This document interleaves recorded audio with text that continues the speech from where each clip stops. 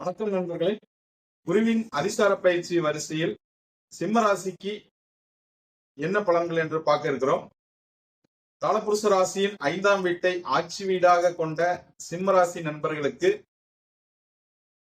குரு உங்கள் ராசிக்கு 5ஆம் இடமான பஞ்சமஸ்தானத்திற்கும் 8ஆம் இடமான அஷ்டமஸ்தானத்திற்கும் அதிபதியாகி உங்கள் ராசிக்கு 11ஆம் இடமான லாபஸ்தானத்தில் இருந்து 12ஆம் இடமான விரயஸ்தானத்திற்கு வருகிறார். எப்போது என்றால் ஐப்பசி மாதம் 1ஆம் தேதி சனிக்கிழமை இரவு 7:47 இருந்து கார்த்திகை மாசம் 19ஆம் தேதி வரை உள்ள காலகட்டங்களில், அதாவது 5/12/2025 வரை உள்ள 49 நாட்கள் உங்கள் ராசிக்கு 12ஆம் இடத்தில் இருந்து கொண்டு என்னென்ன பலன்களை தருகிறார் என்பதை இந்த பதிவில் நம்ம பார்க்கிறோம். பொதுவா உங்க ராசிக்கு 5 குடைவன் பஞ்சமாதிபதி 12ஆம் இடமான விரயஸ்தானத்திற்கு வருவது, 12ஆம் இடமான அயன சயன போக விரயஸ்தானமான கடகராசிக்கு வந்து உச்சம் பெறுவதால்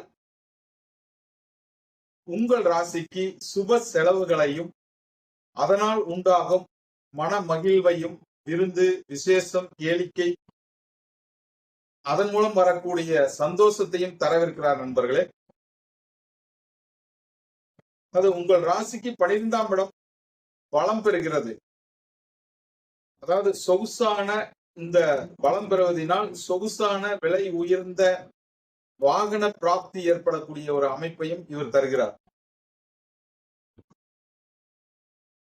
பொதுவா சுபகிரகம் விரயஸ்தானத்தில் இருக்கிறதுனால சுப விரயங்கள் அனைத்தும் சுப விரயங்களாக மாறப்போகிற நிலையை தருகிறார் நண்பர்களே. ஏற்கனவே உங்க ராசி ஜென்மத்துல கேதுவும் 7ஆம் இடம் சொல்லக்கூடிய கலஸ்தரஸ்தானத்துல ராகுவும் இருந்து புரியாத நிறைய விஷயங்களை உங்களுக்கு வந்து ஒரு சந்தேக கேள்விக்குறியாகவே கொடுத்து கொண்டு இருக்கிறாங்க. மருத்துவ செலவுகளையும் கொடுத்துட்டு இருக்கிறாங்க.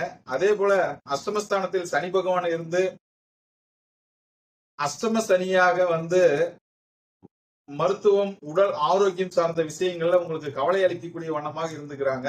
ஆனா இந்த குரு வந்து உங்களுக்கு சுப விரயங்களை தர இருக்கிறார் நண்பர்களே. உங்கள் ராசிக்கு 5ஆம் இடத்து அதிபதி வந்து 12ஆம் இடத்துல இருந்து கொண்டு 5ஆம் பார்வையாக உங்கள் ராசிக்கு 4ஆம் இடத்தை பார்ப்பது, அதாவது வீடு வண்டி வாகனம் சொத்து சுகம் அப்படின்னு சொல்லக்கூடிய சுகஸ்தானத்தை பார்ப்பது மிக ஒரு அற்புதமான அமைப்பாகும் நண்பர்களே. எப்படி என்றால் இந்த வீடு